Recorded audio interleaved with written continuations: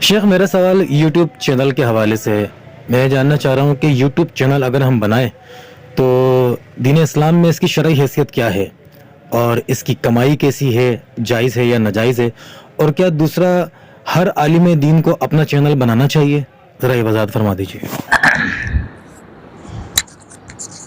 لا الہ الا اللہ.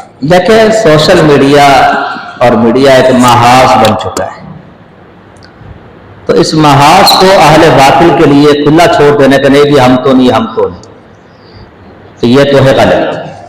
ٹھیک، بہت پہلے باقاعدہ لاہور جامعہ اسلامیہ میں بڑے بڑے کبار علماء حافظ ابلی زئی رحمہ اللہ بھی اس میں موجود تھے. اس وقت حافظ شیخ ارشاد القصری صاحب، حافظ شریف صاحب، اس طرح کے چوٹی کے جو ہمارے علماء ہیں، ان کی میٹنگ کر کے یہ فیصلہ کیا گیا تھا کہ تصویر کا جو مسئلہ ہے وہ حکم تو یہ ہے کہ تصویر ناجائز ہے، ہاتھ سے بنے، لات سے بنے، کیمرے سے بنے، جیسے بھی بنے، لیکن یہ ایک محاذ بن گیا ہے. اگر آپ اس کو مطلقاً جنرلی طور پہ چھوڑ دیتے ہیں اہل باطل آپ کو نقصان پہنچائیں. لہذا بقدر ضرورت، ٹھیک ہے جی، ضرورت تو قدر بقدر ہے، جتنی ضرورت ہے اتنا دروازہ کھول دیا جائے.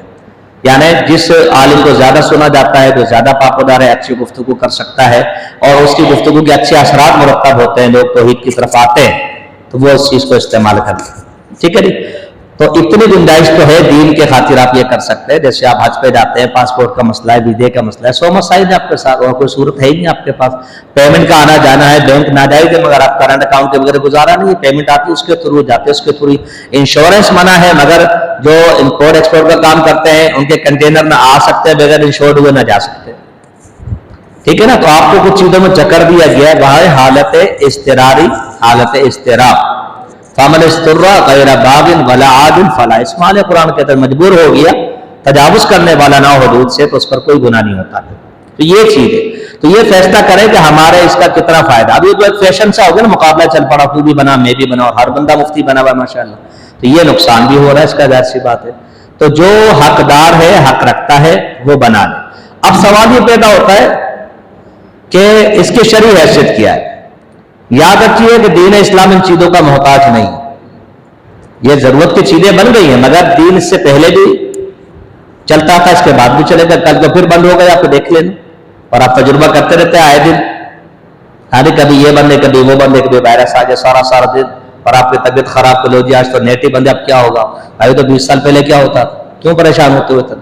سوار کر لیا ہم نے اس کو اتنا زیادہ. ٹھیک ہے، تو اس کے بغیر بھی دعوت کا کام بھی ہوتا ہے، سارے کام ہوتے ہیں. چٹائی پہ پڑھنے والے آج بھی دنیا کو پڑھا رہے ہیں، کوئی ایشو نہیں. ٹھیک، لیکن ہم اس کو جائز سمجھتے ہیں.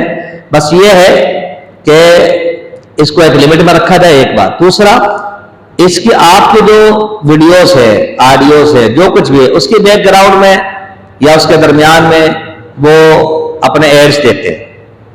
ٹھیک ہے نا، بنانے والے جنہوں نے اس کو ایجاد کیا. اب وہ ایڈز کیسے ہے اس کو دیکھا جائے گا کہ وہ فحاشی پر مبنی تو نہیں ہے، تصاویر کے تو نہیں ہے، موسیقی کے تو نہیں ہے، کوئی اور لادینیت تو اس کی آڑ میں نہیں پھیلائی جا رہی، کیونکہ ان کی آمدنی کے ذریعے ایڈز ہے، اشتہارات.